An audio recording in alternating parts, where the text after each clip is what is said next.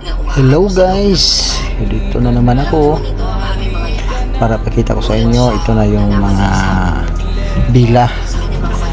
Yan guys, so yun ang bila. Tapos yun din, bila din dyan. Natapos na yan sa pagpinising. Bubong na lang ang kulang.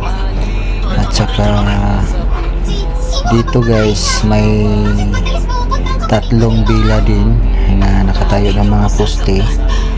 Tsaka beam na lang ang kulang. Ito guys, nakatayo ng poste at saka yan kulang na yan ng mga beam. So tsaka yan guys, at yan bila yan lahat dito ng banda. So ito ay isang building din na tabi ay spa. Yan guys, spa dyan dito. Dyan, nagtayo na sila ng mga poste din para ready na nila para mabuhusan lang din. At saka doon ready na para mabuhusan. At saka natayo na yung mga poste dyan na bakal. Yan guys, yan ay spa. Yan. So tayo na nila yung ibang poste na bakal. At saka yan ang driver dyan, si Jano. So yan, siya ang nagpatayo na yan.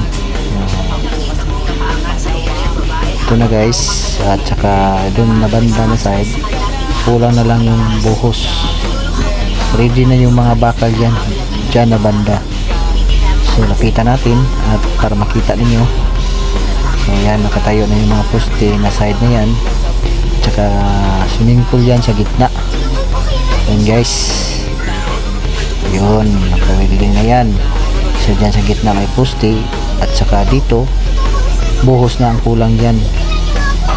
Nag-ready na sila para mabuhosan na bukas. So yun lang guys, thank you for watching guys.